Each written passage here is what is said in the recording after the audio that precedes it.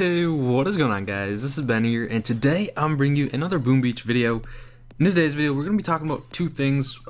Mainly, one is kind of like a short thing I can talk about in the beginning, and then the other is going to be talking about should you max out your base on your HQ level, similar to Clash of Clans. You play that, and I'm going to cover that throughout the video. But before we get started here, as always, while I'm talking, if you have something to add or something like a question about, make sure to leave it in the comments, because those of you that are higher level, if you are actually watching this video, it'll be, even in the comments, it'll be helpful for people that maybe just watch my video and scroll through the comments. Even your comments on the video will help out people if you have any suggestions and tips for them as well, because for when I'm on my second account, I really want for them to be informative and people to learn from them. So make sure to leave a like if you guys want to see more of these, if they were helpful to you. And even if you are a higher level than this account, maybe if you got something out of it, and even if you didn't, maybe if you just enjoyed the video. But alright, so my task force, since I'm not on like at all, ever really on my second account unless when I'm doing a video, I decided to give leader.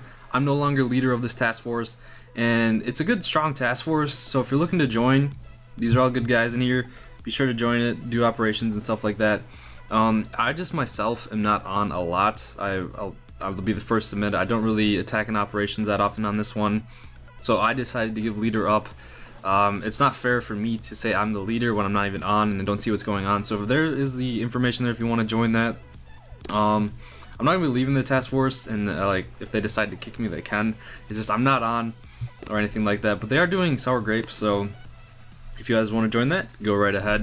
And if you catch me online, good, we can have a nice little chat. But alright, so today's topic though, should you max your base for your HQ level? Which, if you don't know what that means, it's basically should you upgrade all of this stuff until you can't upgrade it anymore, until you have to progress to your next HQ. There's two ways to look about it. If you've played Clash of Clans, you know that there is a penalty for rushing your HQ and upgrading all your stuff like that. There is no penalty in Boom Beach. This guy's base is all in the back corner there. Yeah, there is no penalty at all. So to completely rush your base is fine. Like in Clash of Clans, there's a loot penalty and all this other crap. In Boom Beach, there is nothing to stop you from doing that. So I highly suggest taking that into consideration. It doesn't affect you at all. But there is two different ways that you can go about it. You can max out all your stuff, like your defensive buildings and all that, and you don't really talk, or not talk, you don't really attack. I guess I'd say this, if you get on a lot, you play like every day, and you attack constantly, you clear your map and stuff, well, just clear your map for upgrades and stuff, I would say probably maxing out your base is not for you. Like maxing out your defenses and everything like that. But if you're someone, this is kind of, when I first started Boom Beach, you guys may not know this, it was during the beta. If you're new to my channel, you probably didn't know my backstory. Yeah, I played Boom Beach ever since the beta. Whoops, I probably should have took out this rocket. So we're not gonna get enough shocks to, hopefully that kills it right there. Alright, good. Okay, we're good though. Alright, so yeah, back in when Boom Beach first came out, like over a year ago, it was in beta. I mean, I played the game, but I was also big into Clash of Clans at the time, so I played Clash a lot more. For Boom Beach, I would normally just get on, collect my resources, and attack Dr. Terror for upgrades, so I didn't really upgrade my offensive things at all. And that was okay for me because like I would get online, have enough to upgrade a defense, and then go. If you're that style of player, I advise you maybe it is good for you to not really necessarily max out, but level up your defensive buildings and your landing craft levels. It basically, like, there's so many different factors into this. It's really hard to say whether you should do this, whether you should do that. I'm just giving you a general outline. Like it can go either way that fits your play style. So if you're someone that doesn't really attack often, like attack player bases, maybe you don't attack Dr. Terror or anything that much, then yeah, it's okay to maybe upgrade your headquarters last while you max out your defenses and all of that stuff. Because if you're offline, you gotta protect your resources to get all these.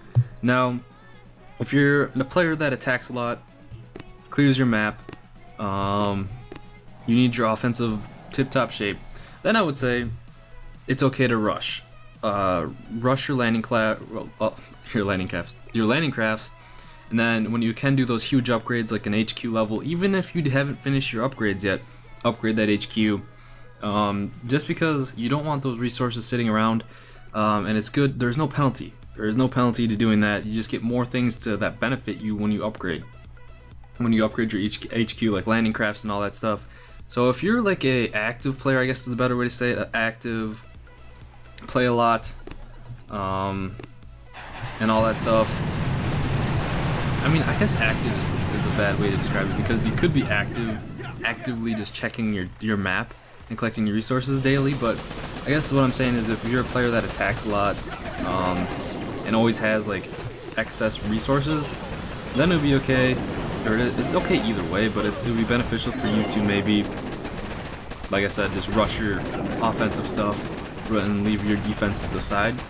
But if you're a player, like I said, that I'm kind of repeating myself now, but you don't really attack too much player bases or NPC bases and all that, then I would say maybe don't worry about rushing those big items or on anything like that. It'll only benefit you if you're active to use those benefits, because yeah, if you rush, you get more defensive items and stuff.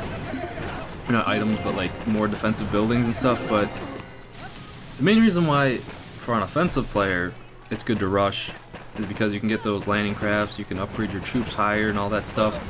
For your defense, if you just max those out while you get on and all that stuff, that's fine. You may hear the cat meowing in the background, but boom, we took it out. Though that's kind of like, I guess, my general take on it.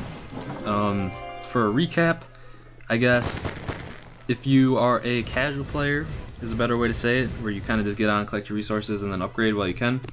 It's not going to benefit you to rush your big upgrades.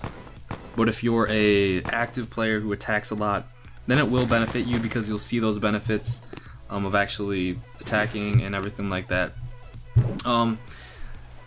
Another note is, if you've seen some of my older videos, you don't have to go to the extreme that I did, where I just completely disregarded my defenses and just went full offensive. That was back in the era when a guy with one sniper tower, that's it, no other defenses, was the #1 player, when all offensive ruled the game. With the introduction to prototype modules and all that, defense kind of still plays a role. So I wouldn't say just don't completely disregard your defenses anymore. Maybe have like a balance of upgrading between these two. That's just my suggestion. Another thing I can mention, if you're really new, that the attack strategy that I love around this level is either all riflemen or rifleman Zuka. I only choose those two because you don't really run into that many rocket launchers around this level. So, and like the strongest defenses right now are like the boom cannons and the cannons around my level. So if I had heavies, they'd be dying really quickly, and there's not too much like damage that I have to worry about, where the heavies would soak it up enough to benefit me using them over the riflemen. The riflemen I use because there's a lot of cannons. These flamethrowers and machine guns don't really kill them off just yet, because I can heal them up with medkits, the riflemen. So this is my personal preference. I enjoy rifleman Zuka over heavy Zuka around this level, and even I strongly recommend trying all riflemen as well. Tanks, I don't know, I can make separate attack strategy videos if you really want, but those are just my suggestions. Rifleman Zuka, just because the riflemen can get picked off and you don't have to worry so much if they die, whereas if heavy Zuka, if your heavies die, you're screwed. I don't know why I'm taking out the cannons, and I'm not really keeping a good eye on these because there's a machine gun over here. I'm not paying too much attention. There is no rocket, that's a big key. Keeping that machine gun shocked because it is so strong. And then there is this group of 4 mines here that I really want to avoid. My troops are split up, so we're just gonna have to let them be how they are. Let's like flare into the HQ, see what happens. Hopefully they don't run into mines. I think we're good. And boom. But yes. So that's actually gonna wrap it up for the video, guys. I know it's kind of a shorter one, but I cleared the topics that I wanted to. It may have been informational, it may not have been. I didn't have any, that just was like literally off the top of my head, because I get asked that question all the time. But yeah, like I said, there's no penalty. If you have any like other questions or concerns, make sure to leave it in the comments, and if you have anything to add or any other input, if you've already kind of felt this way or done this path before, or already passed this level, and you have a good grasp of Boom Beach the game, make sure to leave your insights in the comments below, because like I said earlier in the video, it can help people out too. But that's gonna wrap it up for the video, guys. I hope you guys enjoyed it. Make sure to leave a like if you guys want to see more from my second account. I'm trying to incorporate it a little bit, get the different spectrums of the game. But hope you guys enjoyed it. Make sure to like if you did, and don't forget to subscribe for more Boom Beach videos if you're not already. And you guys have a wonderful day or night, and I'll see you guys later.